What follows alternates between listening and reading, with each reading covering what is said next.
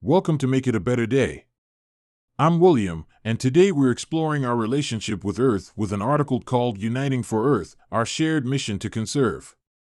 The article inspiration comes from Lady Bird Johnson, who said the environment is where we all meet, where we all have a mutual interest. It is the one thing all of us share. Hi, I'm Rachel. You know what's fascinating about that quote, William? It cuts through all our artificial divisions, politics, borders, beliefs, and gets to this fundamental truth: we're all in this together, whether we like it or not. It reminds me of a conversation I had with my grandfather last week. Oh? What did he share? He talked about growing up on his family farm in the 1940s. They didn't call it environmental consciousness back then, it was just common sense. They saved seeds, composted everything, and knew every inch of their land. Nothing was wasted because they understood their direct connection to the earth. It's funny you mention that connection. Just this morning, I was stuck in traffic, feeling isolated in my car, when I noticed this hawk circling overhead. Same hawk, same sky, connecting everyone on that highway. Made me realize how we share these everyday moments with nature without even thinking about it. That's such a perfect example of what Johnson was talking about. We tend to think of the environment as some far-off thing, rainforests or polar ice caps. But it's also that hawk, the air we're breathing right now, the water we'll drink today. Even in cities, nature finds a way. Let's talk about someone who really got this: Wangari Maathai. Here's a woman who saw trees as more than just trees. She saw them as a way to unite communities, empower women, and literally change the landscape of a continent. 51 million trees planted, and each one represents a moment where someone chose to invest in our shared future. But you know what really gets me? She started with just a handful of seedlings and a simple idea. Did you know she faced intense opposition at first? Yes, and that makes her story even more powerful. She started the Green Belt movement with just 7 trees in her backyard. By the time she won the Nobel Peace Prize, she had created a movement that transformed both landscapes and lives. Speaking of transformation, I actually did something interesting last week. Decided to track every single piece of plastic I used in a day. Want to guess how many items? Oh gosh, knowing how plastic is in everything, 30? 47. And that was trying to be conscious about it. The shocking part wasn't even the number, it was realizing how many alternatives I actually had but wasn't using. Like my morning routine alone had 12 pieces of plastic. Break that down for us. What did you discover in just your morning routine?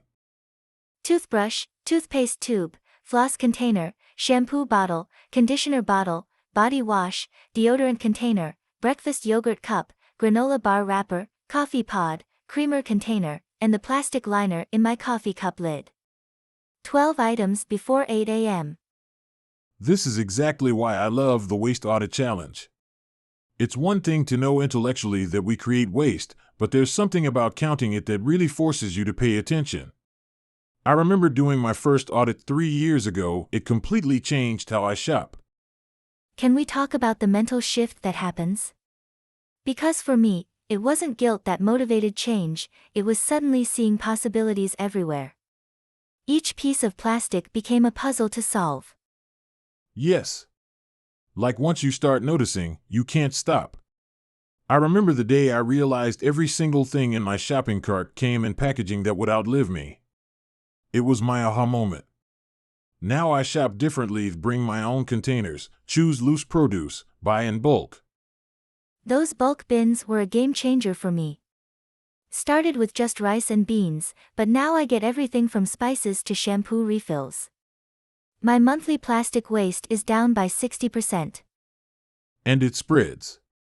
My neighbor saw me with my reusable produce bags and asked where I got them. Now our whole block is doing it. We even started a neighborhood sustainability group. Tell us more about that group. What kinds of things do you do? We meet monthly, share tips, and tackle different challenges together. Last month, we did a community composting workshop. This month we're organizing a neighborhood repair cafe. People can bring broken items and others help fix them. That's brilliant. It builds community while reducing waste. Yesterday, my neighbor fixed my toaster instead of me buying a new one. Took him 10 minutes with a screwdriver. These connections matter so much. You know, David Attenborough said something profound about how people will protect what they love. Maybe that's why connecting with nature is so important. It makes all these other actions feel natural rather than forced. I've noticed that in my own life. Started bird watching during lockdown, just casual observation from my window. Now I'm involved in citizen science projects, tracking migration patterns. It's changed how I see everything. Let's challenge our listeners to try that connection today. Take 5 minutes, just 5, to step outside and really notice something in nature. Could be a cloud formation, a persistent weed in the sidewalk, anything. And maybe document it. I keep a nature journal, just quick notes or sketches. Looking back, it's amazing to see patterns emerge. The first robin of spring, the changing leaf colors, the shift in cloud types. That's beautiful. And while they're out there noticing, maybe take one more step, identify one disposable item they use regularly and find a reusable alternative. Just one. Exactly. Start small, but start somewhere. I love how these individual actions ripple outward. When I switched to a reusable water bottle, my whole office followed suit. Now we have a water filling station instead of a plastic bottle vending machine. Because ultimately, this shared mission of conservation isn't about being perfect. It's about being aware and making slightly better choices each day. Every small action counts. You know what I'd love to hear from our listeners? Their unexpected moments of connection with nature. Those surprising instances where they felt part of something bigger. Like your hawk moment this morning. Or last week, I watched ants rebuilding their hill after rain. Spent 20 minutes just observing their teamwork. Reminded me that we're all part of this incredible system. And that's really what Lady Bird Johnson was talking about, isn't it? The environment isn't just something out there, it's every breath, every sip of water, every moment of our lives. That brings us full circle. The environment truly is where we all meet.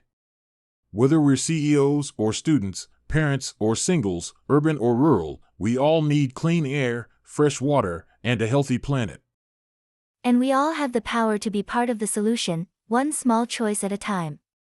From Wangari Maathai's first 7 trees to a neighborhood repair cafe, change happens through countless small actions. Thank you for joining us today on Make It a Better Day. Visit our website to learn more. And remember, every action counts, and together, we can make it a better day for our planet and each other. I'm William. And I'm Rachel. Until next time, take those 5 minutes in nature, you might be surprised what you discover.